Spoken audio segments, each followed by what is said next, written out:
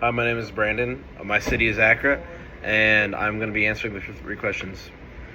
So, first question: What makes the city vulnerable? What makes the city vulnerable with regard to the climate change?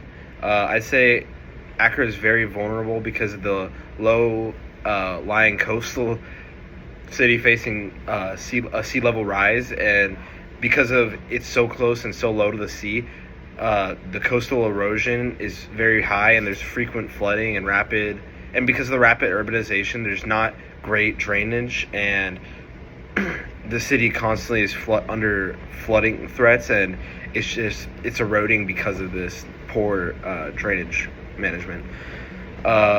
Also, waste management is a big one. Is something else that makes it vulnerable because of the heavy rain and the drains that get clogged that what they do have, it gets clogged, and then they suffer because it's unable to drain, and it just gets worse and worse, and then that contaminated water just spreads more disease among the people.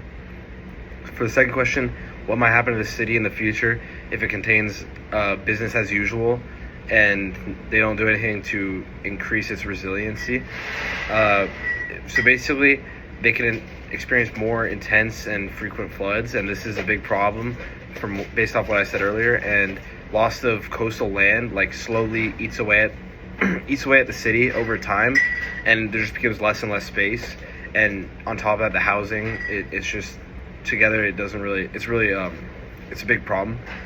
And then economic disruptions that push people into poverty. Infrastructure such as roads and markets could be destroyed because of this, and public health threats from the contamination.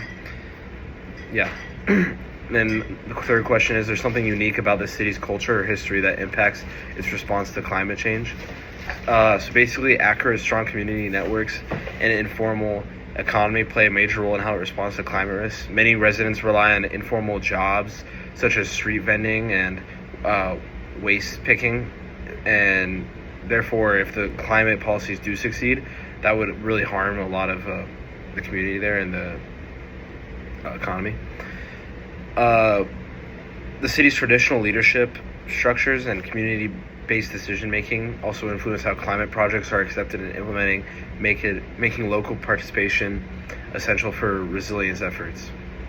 Thank you for that.